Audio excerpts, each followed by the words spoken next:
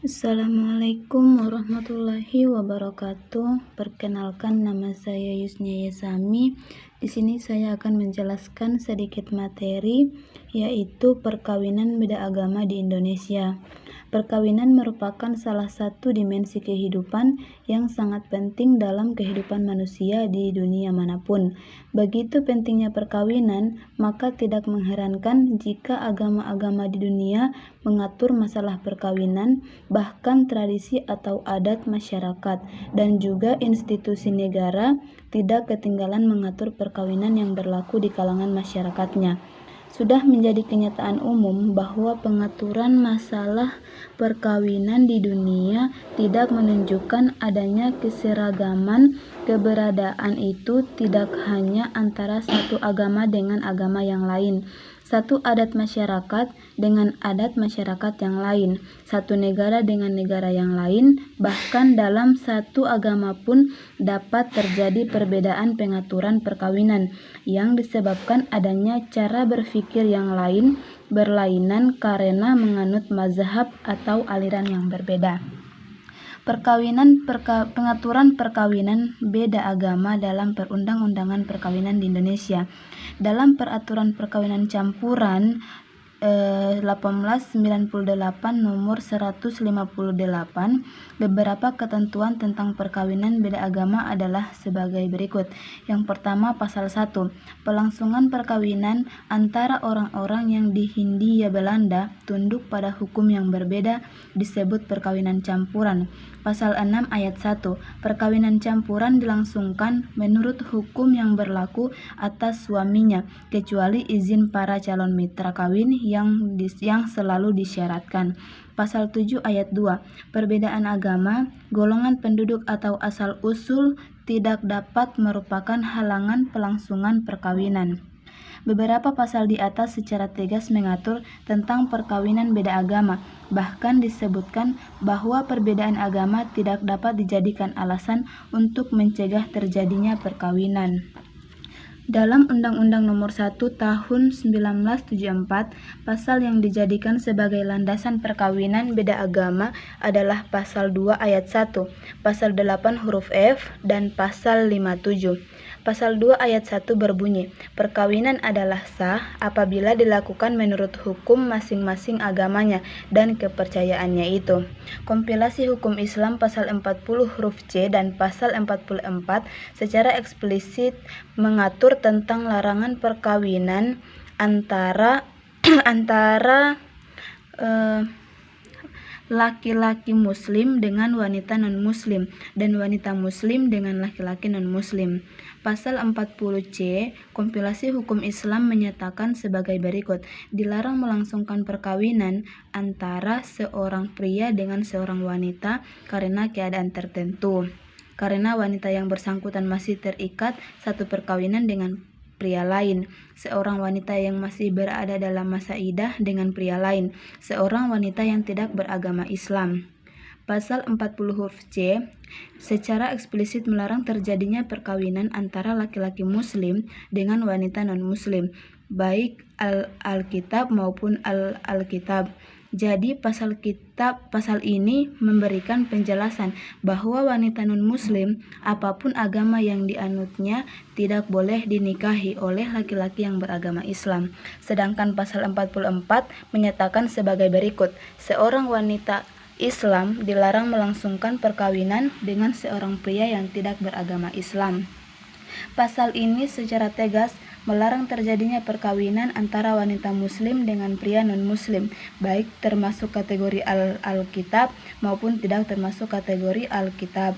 Terakhir, pasal 60 kompilasi hukum Islam menyatakan sebagai berikut. Yang pertama, pencegahan perkawinan bertujuan untuk menghindari suatu perkawinan yang dilarang hukum Islam dan peraturan perundang-undangan. Yang kedua, pencegahan perkawinan dapat dilakukan bila calon suami atau calon istri yang akan melangsungkan perkawinan tidak memenuhi syarat-syarat untuk melangsungkan perkawinan menurut hukum Islam dan peraturan perundang-undangan.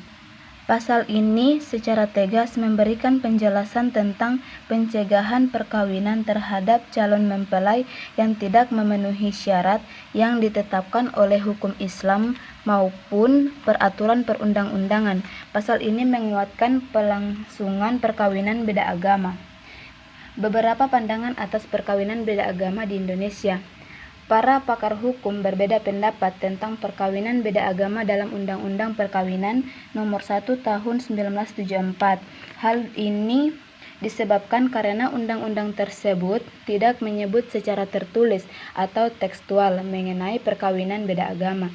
Pada garis besarnya, ada 3 pandangan tentang perkawinan beda agama di Indonesia terkait dengan pemahaman terhadap Undang-Undang Nomor 1 Tahun 1974 tentang perkawinan, yaitu perkawinan beda agama tidak dibenarkan dan merupakan pelanggaran terhadap Undang-Undang Perkawinan berdasarkan pada pasal 2 ayat 1 dan pasal 8 huruf F yang dengan tegas menyebutkan hal itu. Oleh karena itu, perkawinan beda agama adalah tidak sah dan batal demi hukum. Yang kedua, perkawinan beda agama adalah diperbolehkan dan sah dan oleh sebab itu dapat dilangsungkan, sebab perkawinan tersebut termasuk dalam perkawinan campuran. Menurut pendapat ini, titik tekan pasal 57 tentang perkawinan campuran terletak pada 2 orang yang di Indonesia tunduk pada hukum yang berlainan. Yang ketiga, Undang-Undang Perkawinan tidak mengatur tentang masalah perkawinan beda agama. Oleh karena itu, dengan merujuk pasal 66 Undang-Undang Perkawinan, maka peraturan-peraturan lama selama Undang-Undang Perkawinan belum mengaturnya dapat diberlakukan. Dengan demikian, maka masalah perkawinan beda agama harus berpedoman kepada peraturan perkawinan campuran.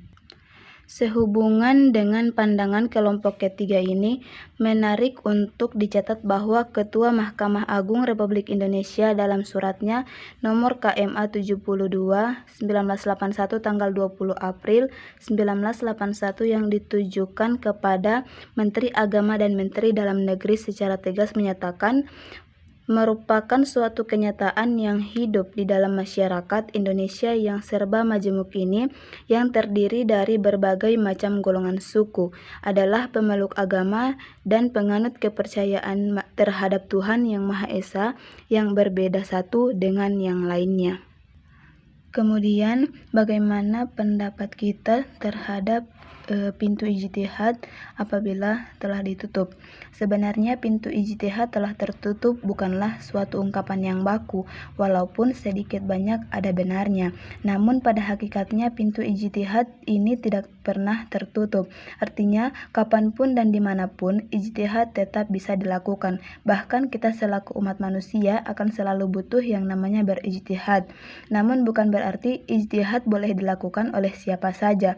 Orang-orang yang tidak punya kapasitas untuk melakukannya tentu dilarang melakukannya. Maka kalau boleh ditarik garis tengahnya, sebenarnya pintu ijtihad tidak pernah tertutup.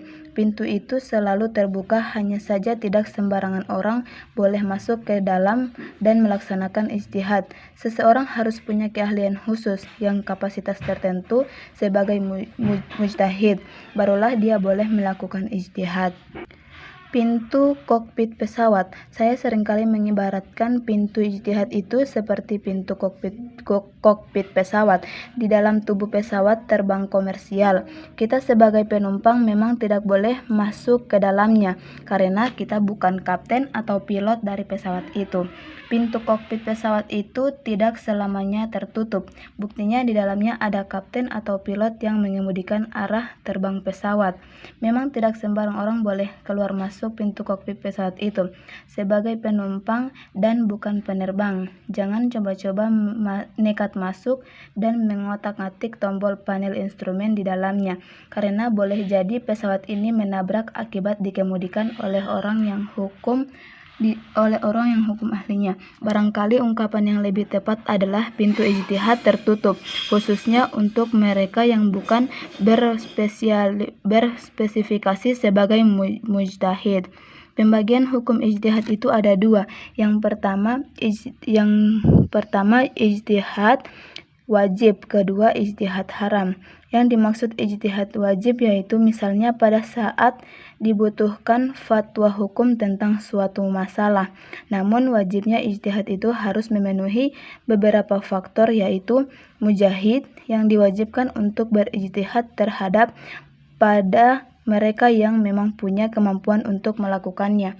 Orang yang tidak punya kapasitas mujtahid tentu tidak boleh berijtihad, dan standar minimal seorang mujtahid itu cukup berat, setidak-tidaknya untuk ukuran kita di masa sekarang ini.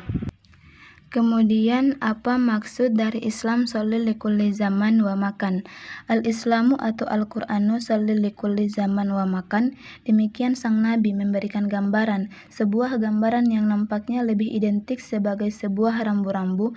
Label Islam sebagai agama yang sempurna dengan sendirinya menuntut bahwa Islam yang menurut beragam ajarannya mestilah dapat menembus luasnya ruang dan berjalan bersama aliran waktu.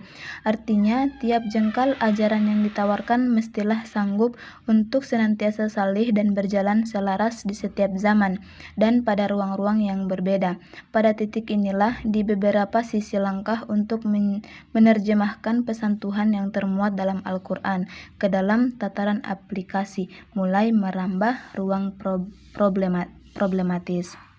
Kemudian bagaimana pendapat saya terhadap orang yang fanatik dalam beragama dan bagaimana sikap yang seharusnya kita tunjukkan atau seharusnya sebagai seorang muslim?